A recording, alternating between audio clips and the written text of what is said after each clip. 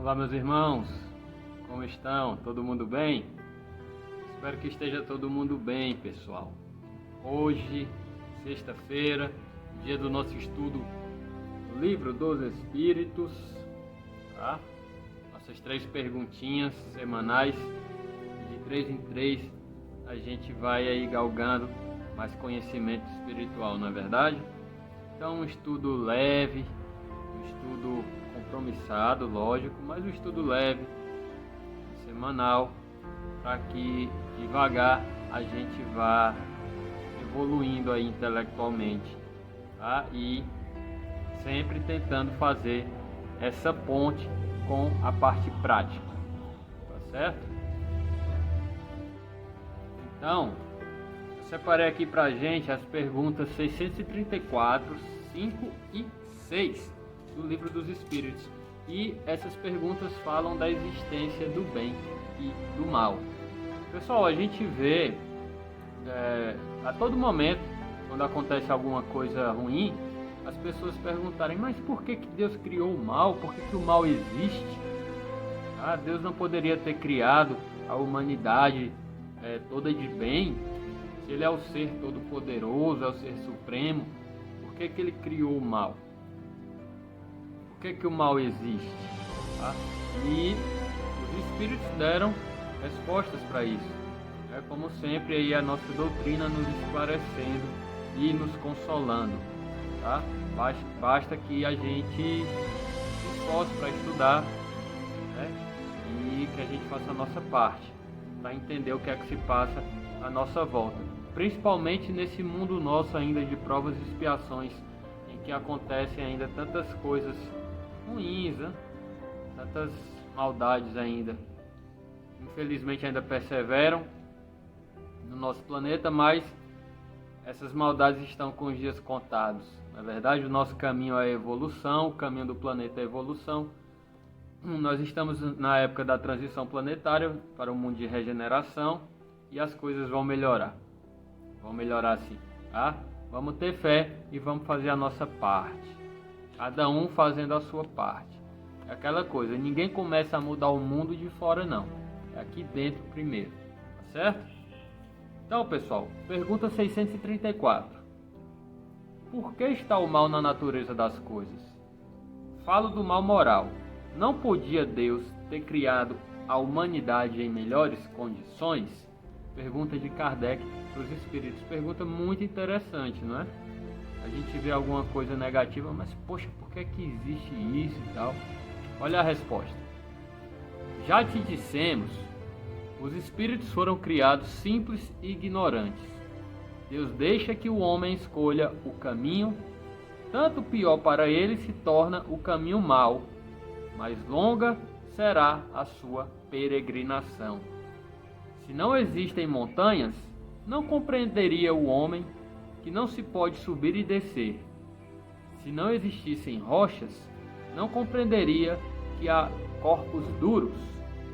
É preciso que o espírito ganhe experiência. É preciso, portanto, que conheça o bem e o mal. Eis porque se une ao corpo, à carne. Então, gente,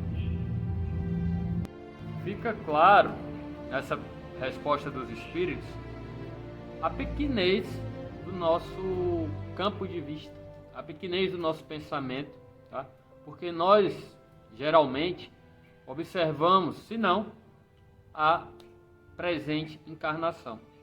Nós não temos ainda esta prática de observarmos que nós somos seres eternos, tá? Então, o mal que acontece às nossas vistas presentemente nos abala bastante. O mal que nos acontece nos abala bastante, porque justamente a gente não tem essa prática de pensar na eternidade. Se a gente pensasse na eternidade diante dos males que nos acontecem, pouca importância nós daríamos a esse mal ou a esses males como instrumentos de sofrimento. E muita importância nós daríamos a esses males como instrumento de elevação. É exatamente isso que os espíritos estão falando aqui para Kardec, tá? Que o mal ele existe para que nós, espíritos, saibamos a diferença entre o bem e o mal. Aí você me pergunta, poxa, mas será que Deus não poderia ter criado todo mundo bom para fazer somente o bem? Se assim fosse, que mérito nós teríamos? É a mesma coisa de alguém vir me dizer que nosso Senhor Jesus Cristo, eu respeito, veja bem, eu respeito a opinião, mas não concordo, que é nosso Senhor Jesus Cristo já ter sido criado perfeito. Qual seria o mérito dele? Então a gente sabe que Jesus evoluiu, assim como nós estamos no nosso processo evolutivo. Tá? Jesus passou por todo o caminho que nós estamos passando e ele teve que observar e aprender a diferença entre o bem e o mal, como nós estamos observando, infelizmente ainda praticando alguns males,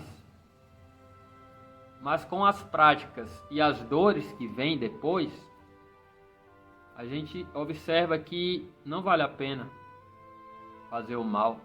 E aí a gente vai passar a fazer o bem, não porque a gente já foi criado para fazer o bem, mas porque a gente ama o bem, porque a gente observou o mal e viu que o mal não é bom.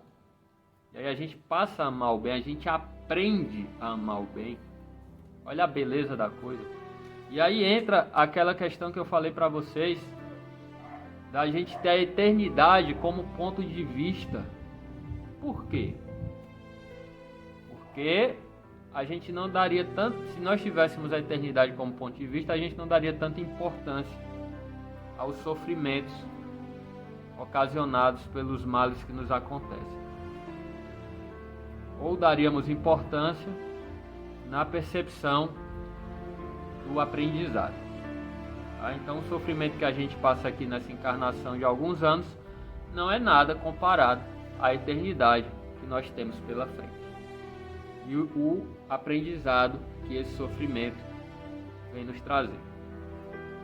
Então, acredito que é uma resposta bastante satisfatória para a existência do mal, né? Pelo menos a mim, agradou bastante essa resposta aqui. Quando eu vi alguma coisa ruim no mundo, eu observar com os olhos da eternidade e saber que aquela pessoa que está praticando aquele mal vai ter tempo suficiente para sofrer e para aprender a não praticar mais. E aquela pessoa que foi vítima daquele mal vai ser, ou ela está expurgando alguma coisa, ou ela vai ser recompensada no futuro próximo. Belíssimo, né, gente? Belíssimo. 635. Das diferentes posições sociais, outro tema bastante interessante. Muita gente não entende o porquê das diferenças sociais. Das diferentes posições sociais nascem necessidades que não são idênticas a todos os homens. Necessidades de uma pessoa que nasce na miséria são diferentes das necessidades de quem nasce em berço de ouro, né? Não parece poder inferir-se daí que a lei natural não constitui regra uniforme? Traduzindo a pergunta de Kardec, existem ricos e pobres, as necessidades não são iguais, então as leis naturais não são uniformes? Respostas dos espíritos. Essas diferentes posições são da natureza das coisas e conformes à lei do progresso. Isso não infirma a unidade da lei natural, que se aplica a tudo. Gente, a lei natural está presente em tudo. Se uma pessoa nasce rica, era porque era para ela nascer rica naquela encarnação. Se uma pessoa nasce pobre, era porque era para essa pessoa nascer pobre naquela encarnação. Aí já está a lei natural operando. Já está a lei natural. E aí, por que nasceu rico, por que nasceu pobre? Cada caso é um caso. Vai depender do que você fez nas outras vidas, vai depender da sua programação da encarnação. Tem gente que nasce rico com a programação de formar empresas, ter a condição de formar empresas e dar emprego a muita gente. Dar emprego. É uma missão. Ser um bom líder. Tá? Tem uma pessoa que pode nascer pobre e tem a missão de ascender socialmente, dar o exemplo através do estudo, através da dedicação. Pode ser uma missão também. Uma missão.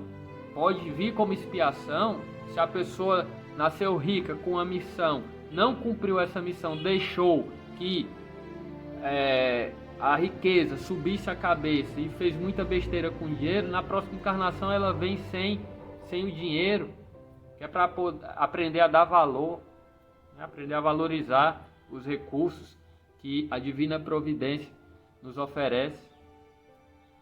Tá? Então tudo tem um porquê e a lei natural está operando em tudo.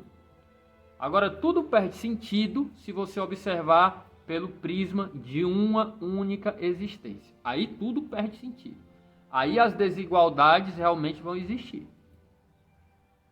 Mas, a partir do momento que você olha pelo prisma de várias existências, tudo ganha sentido. Eu não estou dizendo que nós não deveremos lutar para reduzir as desigualdades sociais. Isso é um dever nosso, porque o nosso planeta está caminhando para um mundo melhor. Se a lei do progresso operando, lei do progresso, desenvolver tecnologias, reduzir as diferenças sociais, tá? Então isso é a lei do progresso. Nós temos que trabalhar para isso. Mas enquanto essas diferenças ainda existem, a lei natural está operando no sentido de quem precisa nascer rico nessa encarnação vai nascer, quem precisa nascer pobre vai nascer. Isso é lei natural. No futuro, essas diferenças serão reduzidas e até mesmo extintas. Tá? E a pergunta 636. São absolutos para todos os homens o bem e o mal?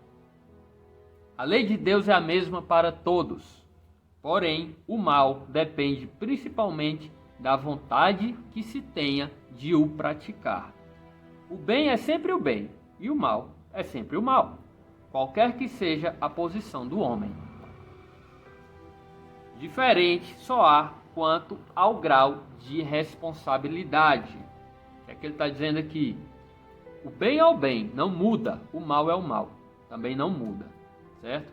Agora, nós seremos punidos pelo mal que praticarmos de acordo com o nosso grau de consciência.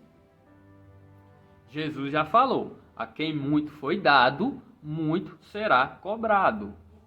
Se nós temos consciência, se nós temos o estudo, mesmo assim nós praticamos o mal, nós vamos ser muito cobrados. Muito cobrados. Agora, se tem um ser que ainda não tem essa consciência, que não sabe muito bem o que está fazendo, ele vai praticar o mal, ele vai ser cobrado, mas ele não vai ser cobrado tanto quanto nós que já temos um certo conhecimento das leis de Deus. Então, olhem o tamanho da nossa responsabilidade. Nós sabemos o que é certo e o que é errado. Nós sabemos o que é o bem e o que é o mal. Então, por que a gente ainda pratica o mal? Nós vamos ser cobrados por isso. Tá? Então, é importante que a gente saiba disso. O bem é o bem, sempre, não muda, é imutável. E o mal é o mal. Diferença só há quanto ao grau de responsabilidade de cada criatura que pratica o bem ou o mal. E nós temos muita responsabilidade já. Então vamos nos esforçar cada dia mais para praticarmos sempre o bem. Se nós praticarmos o mal, ai de nós seremos muito cobrados. Então, meus irmãos, foi nosso estudo desta sexta-feira do Livro dos Espíritos. Prazer muito grande que nós tenhamos um final de semana abençoado, sem excessos, cheio de luz, de paz e harmonia. Jesus esteja conosco sempre, que os bons espíritos nos abençoem a caminhada e que Deus seja sempre louvado.